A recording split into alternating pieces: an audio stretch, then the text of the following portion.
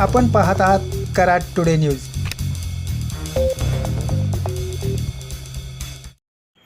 पुणे बेंगलोर महामार्गावर कराड येथील कोल्हापूर नाका ते मलकापूर दरम्यान पावसामुळे रस्त्यावर प्रचंड खड्डे पडल्याने रस्त्याची मोठी दुरावस्था झाली होती। त्यानंतर पावसाने उघडीप दिल्यानंतर गेल्या 3 दिवसापासून या रोडवर प्रचंड धूळ उडू लागल्याने वाहनधारकांना याचा मोठा त्रास होऊ लागला होता। दरम्यान DP जैन कंपनीकडून खड्डे मुजवल्यानंतर आज सायंकाळी कोल्हापूर नाक्यावरील रोडवर डांबरीकरण करण्यास प्रारंभ करण्यात आला। DP जैन कंपनीचे अधिकारी, इंजिनियर, कर्मचारी यांनी आपल्या यंत्रसामुग्रीद्वारे कोयना लॉजपासून पुढे मलकापूरकडे जाणाऱ्या रोडचे डांबरीकरण सुरू केल्याने वाहनधारकांमधून समाधान व्यक्त होत आहे।